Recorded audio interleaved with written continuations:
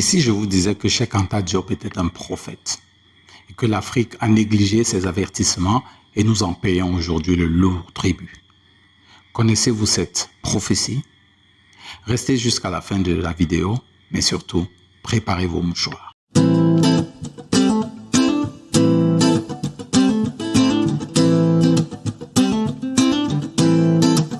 Pourquoi certains continents, pourtant moins riches en ressources naturelles, connaissent-ils un développement économique spectaculaire et l'Afrique non? Pour Cheikh Anta Diop, cette situation ne relève pas de la fatalité.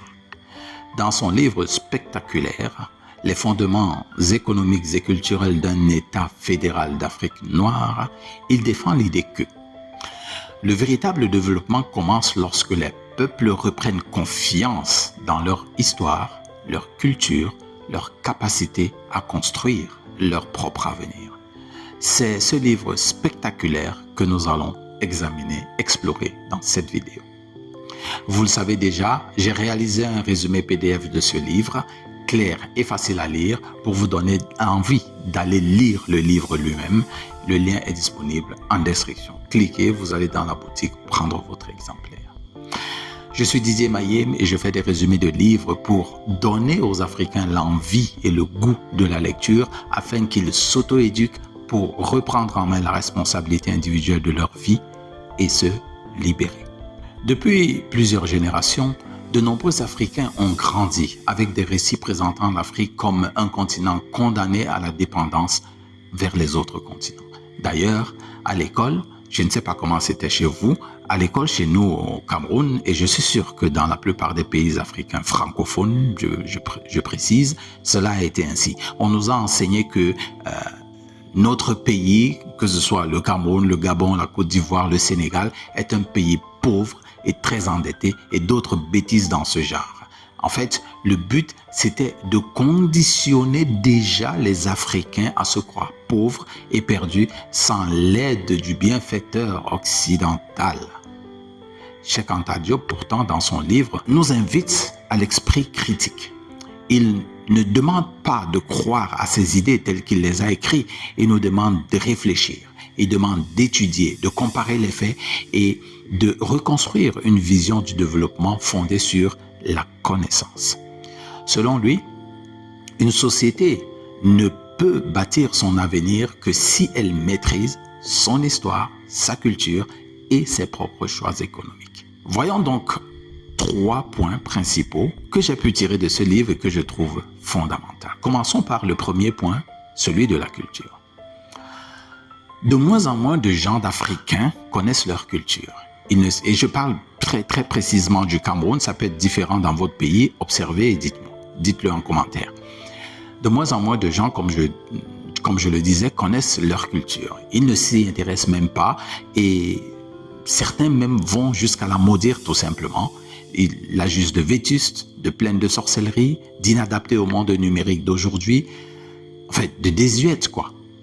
Cela donne lieu à toutes sortes de dérives, de l'insulte à la médisance en passant par le mépris pur et simple. Cet état des choses est la conséquence directe de l'abandon progressif mais inexorable de quelque chose de fondamental pour toutes les civilisations qui existent et qui ont existé sur cette terre, la langue, et plus particulièrement la langue maternelle.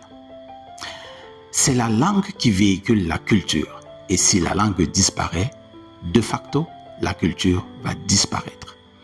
Pour Cheikh Anta Diop, la culture n'est pas simplement un héritage et encore moins un héritage de souvenirs ou bien un souvenir d'héritage comme c'est devenu un peu le cas aujourd'hui pour les Africains. La culture, c'est un outil de développement. Son argumentaire soutient que une langue nationale permet de transmettre plus efficacement les connaissances scientifiques, les lois, les débats politiques et bien sûr l'éducation. Un regard vers les autres nations qui nous entourent lui donne d'ailleurs entièrement raison.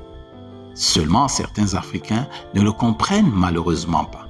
Au chapitre 2, au sous-titre « Choix d'une langue à l'échelle continentale » à la page 22 et au paragraphe 2, voici ce que Cheikh Anta Diop écrit précisément sur le sujet de la langue. Mais l'unité linguistique sur la base d'une langue étrangère sous quelque angle qu'on l'envisage, est un avortement culturel. Elle consacrerait irrémédiablement la mort de la culture nationale authentique, la fin de notre vie spirituelle et intellectuelle profonde pour nous réduire au rôle d'éternels pasticheurs ayant manqué leur mission historique en ce monde. Un pasticheur, c'est un copieur. Malgré que ce livre ait été écrit en 1960 pour la première édition et en 1974 pour l'édition que j'utilise pour réaliser cette vidéo, cette phrase ou ce que dit Anta Diop ici est terriblement d'actualité. Et ça, c'est effrayant. L'avortement culturel dont il parlait il y a plus de 60 ans est de plus en plus visible aujourd'hui. Regardez autour de vous, est-ce que vous ne le voyez pas? Cela doit nous réveiller, cela doit nous unir. Et l'une des facettes de cette unité doit intégrer une langue africaine. Selon Anta Diop, lorsqu'une population pense, apprend et débat dans des langues qui lui appartiennent à lui, elle développe une plus grande autonomie intellectuelle. Et il n'est pas le seul à affirmer cela. D'ailleurs, nous l'avons vu dans une vidéo du livre « Éduquer ou périr » de Joseph Kizerbo que nous avons réalisé. Allez, si vous n'avez pas encore vu cette vidéo, allez regarder cette vidéo et bien sûr, lisez le livre de Joseph Kizerbo. La proposition d'une langue africaine de Cheikh Anta Diop ne signifie pas qu'il faille abandonner les langues internationales que nous parlons aujourd'hui comme le français, l'anglais ou l'espagnol ou tout autre. Au contraire, il estime qu'elles doivent rester des langues d'ouverture vers le monde et apprendre même le chinois, pourquoi pas, mais que ces langues ne devraient en aucun cas remplacer les langues africaines dans la construction d'une culture nationale africaine. Cette réflexion soulève donc d'importantes questions et là j'en ai trouvé deux particulières. Comment construire une innovation véritablement africaine si les savoirs restent largement produits et diffusés dans des langues extérieures au continent? Deuxième question, serait-ce à notre avantage ou bien dans nos intérêts de conserver les langues non africaines pour notre propre émancipation? Prenez un instant pour réfléchir à ces quelques questions et peut-être à d'autres que vous avez peut-être trouvées. La deuxième idée que j'ai trouvée très intéressante à aborder, c'est l'idée des ressources naturelles. Oui, nous y revenons. La richesse en matières premières de l'Afrique n'est pas un fait récent. C'est connu depuis très très longtemps. Même si encore aujourd'hui, beaucoup pensent qu'un pays devient riche parce qu'il possède du pétrole, de l'or, des fèves de cacao, etc. Cheikh Anta Diop savait de facto depuis son époque que cela n'est pas de la richesse, c'est de la richesse potentielle et cette richesse potentielle ne peut pas créer la puissance dont nous avons besoin. Il faut une organisation pour cela. Cheikh Anta Diop savait que l'Afrique possédait déjà ces ressources nécessaires pour devenir une grande puissance industrielle et d'ailleurs même aujourd'hui, elle possède ces richesses. Dans son livre, il consacre tout l'ensemble de la deuxième partie de son livre pour prouver que l'Afrique a de quoi devenir une puissance industrielle. Il cite des richesses par région et parfois par pays. Prenons par exemple le cas des réserves hydrauliques. Il cite la RDC, le golfe du Bénin, des Grands Lacs, le Nil, le Niger, le Zambèze, etc. Pour les réserves aurifères, il cite le Ghana, la Côte d'Ivoire, la Guinée, le Cameroun. Il cite encore la Guinée, la Libéria, la Sierra Leone pour le fer, etc., etc. Les réserves de végétales, donc la forêt, il cite le Nigeria, le Centrafrique, le Cameroun et beaucoup d'autres. Le véritable défi consiste à transformer ces ressources ici sur place. D'ailleurs, les gens l'appellent encore et encore aujourd'hui parce que les autres nations impérialistes qui profitent de ces ressources aujourd'hui ne voudront pas que nous les transformions ici et elles ne laisseront pas faire. Écriront tout et d'ailleurs écrire tout ce qu'il faut pour nous empêcher d'y arriver. C'est la raison pour laquelle vous voyez beaucoup de troubles dans les pays africains, des guerres, des renversements de gouvernement, etc. La formation pour la transformation de ces ressources sur place tient d'ailleurs une place très très importante dans ce livre de Cheikh Anta Diop. D'ailleurs, dans la troisième partie au sous-titre « Formation des cadres » à la page 95 au paragraphe 2 et 3, écoutez ce que Cheikh Anta Diop dit. Au début de notre industrialisation, nous commencerons par importer des usines préfabriquées avec le personnel étranger qualifié, rompu au maniement des appareils pour les avoir conçus et expérimentés. De telles usines peuvent être de toutes sortes, métallurgiques lourdes, chimiques, électroniques, etc., aussi automatisées que possible. Nous savons qu'un technicien africain placé dans les conditions optimales de responsabilité doit et peut assimiler rapidement les connaissances qui lui permettent de diriger ensuite tout un ensemble dont dépend la vie nationale, c'est-à-dire progressivement la vie continentale. Donc, le moment venu, on doit savoir mettre les techniciens africains en face de leurs responsabilités. Ils devront, en un mot, remplacer les techniciens étrangers auprès des machines et des appareils dans les meilleurs délais.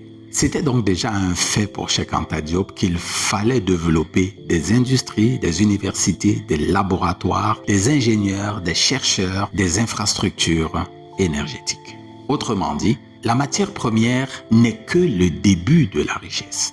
La vraie valeur est créée par la connaissance. D'ailleurs, nous avons vu cela la semaine dernière avec la vidéo sur ce livre, L'Afrique face à l'économie de la connaissance de Paul Fokam. Cette idée reste donc particulièrement d'actualité.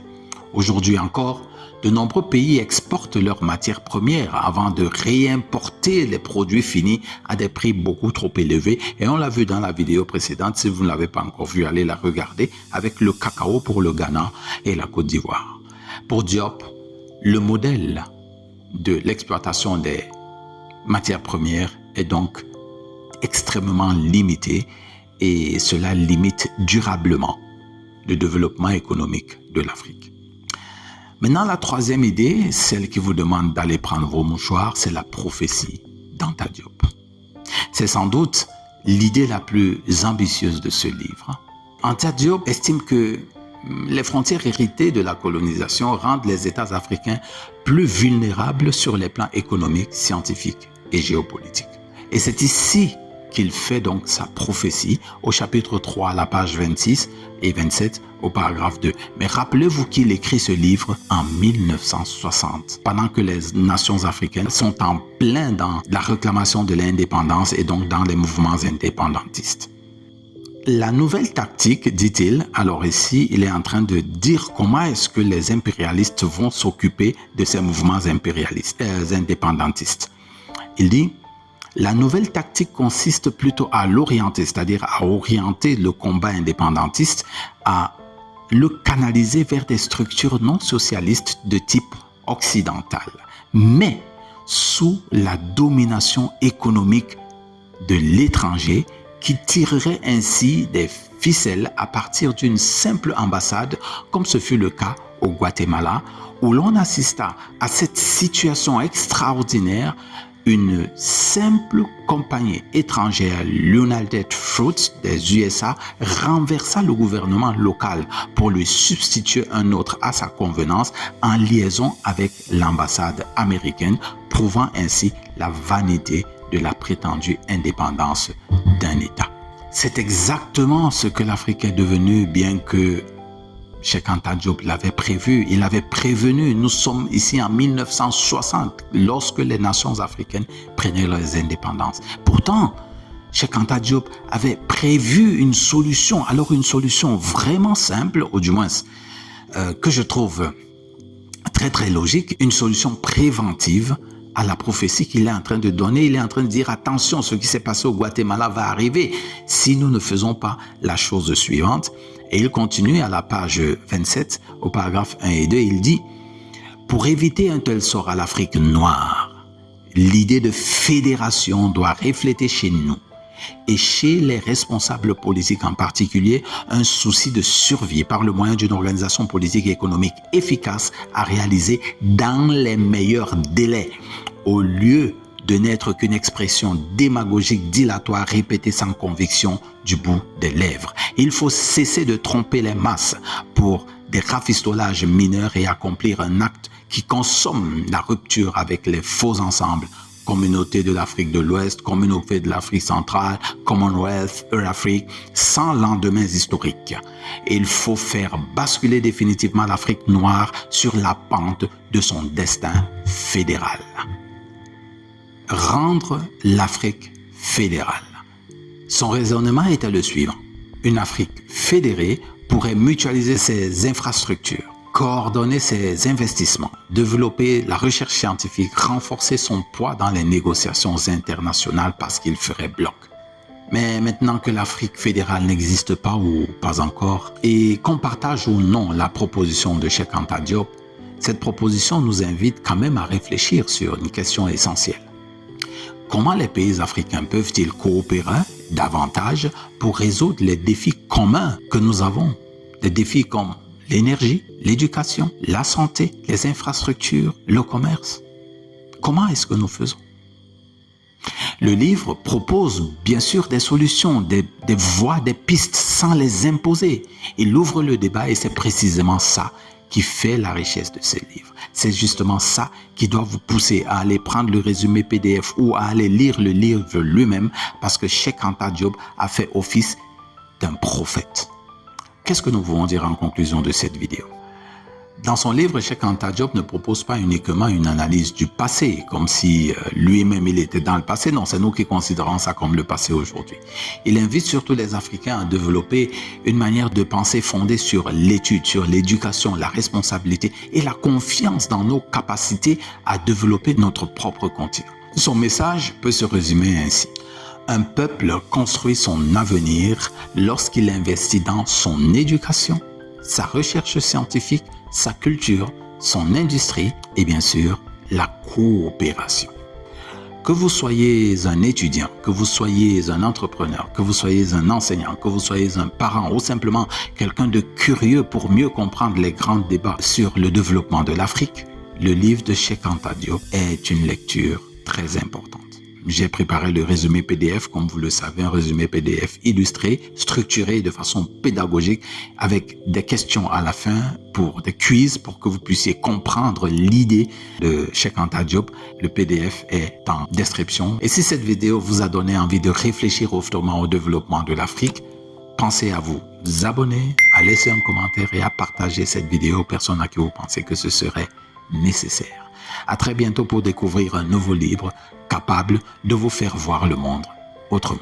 Et n'oubliez jamais, c'est l'éducation qui fait la différence entre les hommes. Continuez à vous éduquer et soyez différents. Rendez-vous à la prochaine vidéo.